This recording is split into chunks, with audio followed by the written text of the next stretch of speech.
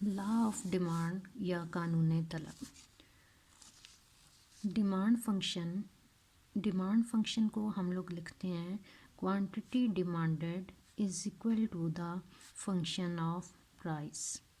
किसी भी चीज़ की तलब उस चीज़ की कीमत पे डिपेंड करती है।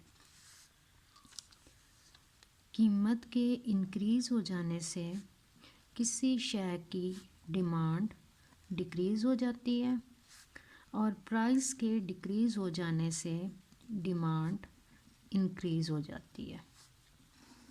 डिमांड फंक्शन या तफौले तलब, इसे हम कहते हैं तफौले तलब।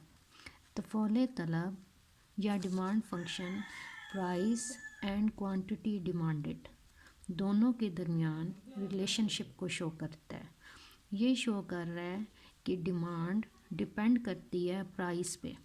प्राइस के इंक्रीज़ हो जाने से डिमांड डिक्रीज़ हो जाती है और प्राइस के डिक्रीज़ हो जाने से डिमांड इंक्रीज़ हो जाती है। डिमांड फंक्शन या तफौले तलब, इसे कहा जाता है कि ये एक डिक्रीजिंग फंक्शन है। डिक्रीजिंग फंक्शन है या इसे कहा जाता है ये तकलीली तफौल है। तकलीली तफौल एक ऐसा तफौल होता है जिसमें दोनों वेरिएबल्स मुखालिफ सिमत में मूव करते हैं। जैसे प्राइस इंक्रीज़ होती है तो डिमांड डिक्रीज़ हो जाती है। दोनों वेरिएबल्स मुखालिफ सिमतों में मूव कर रहे हैं। या प्राइस के डिक्रीज़ हो जाने से डिमांड इंक्रीज़ हो जाती है। कानून तलब हमें ये बताता है कि बाकी हालात बदस्तूर रहते हुए जब किसी शय की कीमत बढ़ जाती है तो कंज्यूमर उसकी डिमांड को कम कर देते हैं और जब कीमत कम हो जाती है तो उसकी डिमांड को ज़्यादा कर दिया जाता है। इस कानून के साथ एक शर्त लगी हुई होती है कि बाकी अमूर जूं के तूं रहें। कानून तलब की वजाहत हम एक गोशवारे और डायाग्राम की मदद से करेंगे। गोशवारा हम पहले बना लेते हैं। गोशवारे में हम फ़र्ज़ करते हैं कि एक साइड पे हम लोग प्राइस ले लेते हैं और प्राइस हम लोगों ने ली है, कोई भी हम कमोडिटी ले सकते हैं। जैसे फ़र्ज़ करें हम यहाँ पे दूध ले लेते हैं। प्राइस एक साइड पे हम ले लेंगे गोशवारे में और दूसरी साइड पे हम लोग उसकी क्वांटिटी ले लेंगे। फ़र्ज़ करें कि दूध की कीमत अगर 20 रुपये पर लीटर हो तो एक कंज्यूमर 2 लीटर दूध जो है वो डिमांड करता है। उसके बाद अगर दूध की कीमत 20 से लेस होके 15 हो जाती है तो कंज्यूमर दूध की डिमांड को बढ़ा देता है।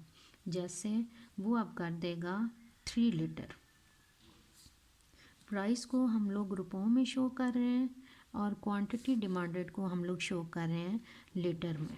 उसके बाद अगर मज़ीद प्राइस डिक्रीज़ हो जाती है, जैसे 10 हो जाएगी, उसके बाद 5 हो जाएगी, तो दूध की डिमांड को वैसे वैसे ज़्यादा करते जाएंगे 2, 3, 4 एंड 5। ये हमारे पास आ गया गोशवारा। अच्छा, ये गोशवारा शो कर रहा है कि एक साइड पे प्राइस है, दूसरे साइड पे डिमांड है या क्वांटिटी डिमांडेड है। तो जैसे जैसे प्राइस डिक्रीज़ हो रही है, ऊपर से हम लोग अगर नीचे देखें, जैसे जैसे प्राइस डिक्रीज़ हो रही है कंज्यूमर दूध की डिमांड को वैसे वैसे बढ़ा रहा है। या नीचे से ऊपर देखें, प्राइस इंक्रीज़ हो रही है तो प्राइस के इंक्रीज़ हो जाने की वजह से कंज्यूमर ने दूध की डिमांड को कम करते चले जाना है। अब इस गोशवारे को हम डायाग्राम की शक्ल में शो करेंगे। डायाग्राम में हमारे पास ये एक्स एक्सिस है और ये हमारे पास है वाई एक्सिस। एक्स एक्सिस पे हम लोग शो करेंगे दूध की तलब और वाई एक्सिस पे हम लोग कीमत को शो करेंगे। दूध की तलब हमारे पास 2, 3, 4, 5 इस तरह की फिगर्स हैं, तो हम लोग इसे यहाँ पे मेजर कर लेंगे 1, 2, 3, 4 एंड 5। और यहाँ पे हम लोग कीमत को मेजर करेंगे तो 5 का हम डिफरेंस ले लेंगे। 5, 10, 15, 20 एंड 25। दूध की कीमत जब 20 रुपये है, यहाँ पे जब 20 रुपये है तो कंज्यूमर 2 लीटर दूध तलब कर रहा है। इस इंफॉर्मेशन को डायाग्राम में शो करने से हमारे पास आ गया पॉइंट ए। दूध की कीमत जब 15 रुपीज़ है तो कंज्यूमर जो है वो 3 लीटर दूध तलब कर रहा है, हमारे पास आ गया पॉइंट बी। दूध की कीमत जब 10 रुपीज़ हो जाती है तो कंज्यूमर 4 लीटर दूध तलब कर रहा है, हमारे पास आ गया पॉइंट सी। दूध की कीमत जब 5 रुपीज़ हो जाती है तो 5 रुपीज़ पर लीटर, तो कंज्यूमर 5 लीटर दूध जो है वो तलब कर रहा है, और यहाँ पे हमारे पास आ गया पॉइंट डी।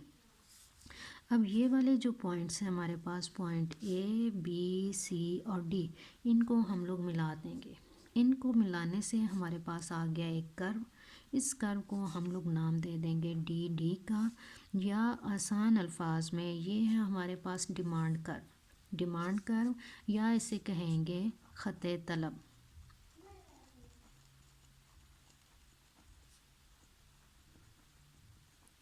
अच्छा, डिमांड कर्व हमारे पास नेगेटिवली स्लोप्ड है। नेगेटिवली स्लोप्ड एक ऐसा कर्व है, या फिर ये बाएं से दाएं हरकत कर रहा है। बाएं से दाएं नीचे की तरफ हरकत कर रहा है, ये नेगेटिवली स्लोप्ड है। नेगेटिवली स्लोप्ड कर्व एक ऐसा कर्व होता है जो शो करता है कि दो वेरिएबल्स जो हमने एक्स और वाई एक्सिस पे मेजर किए हुए हैं, उन दोनों के दरमियान नेगेटिव रिलेशनशिप पाया जाता है। मीन अगर एक वेरिएबल बढ़ता है तो दूसरा कम हो जाता है। जैसे हमारे पास कीमत पहले 20 रुपीज़ थी, 20 रुपीज़ कीमत पे कंज्यूमर 2 लीटर दूध डिमांड कर रहा है।